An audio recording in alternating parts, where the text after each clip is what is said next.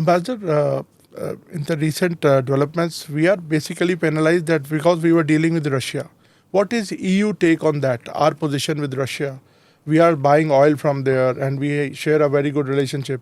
Some of the European countries have also blamed India for fueling the war by buying the oil from them. So what is your take on that, sir? In continuation of what he said, there is a demand continuously, and been an ongoing demand for decades for India to decouple from Russia.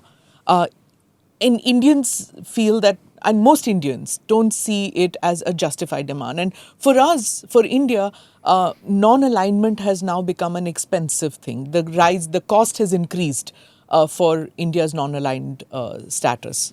To continue with what he said, but maybe let me try to flip that question a little bit, in the sense that after the terror attack in Pahalgam, India, of course, sought the support from a number of countries around the world, including Denmark, including other European countries, the US, what have you, because you justifiably thought that you had been attacked, in this case by terrorists, and with certain links to maybe other places, but there was the Indian view, which I perfectly both understand and sympathize with, because you found that an existential question, right? You were attacked. And I think what has to be emphasized here when it comes to the question of Russia and Ukraine is that from a European perspective, Russia's, invasion of a sovereign country, nobody disputes, not even India, nobody disputes that Ukraine is a sovereign country, member of the United Nations, protected by the UN Charter, was attacked by another country. And there could be complex reasons for that, but they were attacked by another country blatantly, violation of any principles in the UN Charter. And of course, from a European's perspective, this becomes existential to us, because who will be the next country if you can just do that? If you can just invade another country, who will be next? So for us, this is a matter of national security, and we think that of course Russia should be sanctioned for what it did and continues to do in Ukraine, enormous casualties on both sides. And therefore, whomever aids and abets the Russian war in Ukraine, it's not something we condone or necessarily like.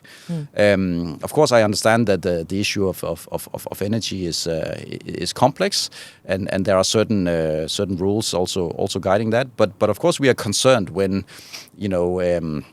we see goods necessary for the Russian war economy coming into Russia from other places, when we see Russia's shadow fleet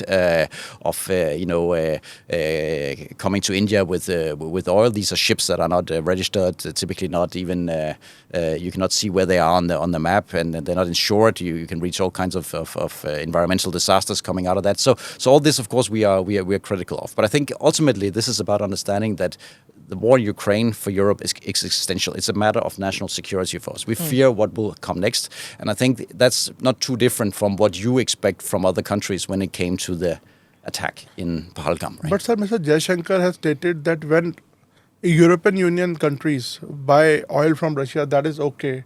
Or they buy gas from Russia, that is okay. But when India buys, why it is different? Why there are two rules? No, it's that's a fair point, and again, we are not necessarily saying that you cannot buy oil from Russia. I mean, again, it's about what's the benchmark price and what are the sanctions rules that have been implied. But it's also clear that when it comes to Europe, then you can see our dependence on Russian energy has gone down to a very low point, whereas so that's. We are trying to get out of it, and we are almost there. So I think that's a point I want to make. Do subscribe to the ANI Clips channel to get shorter versions of this podcast.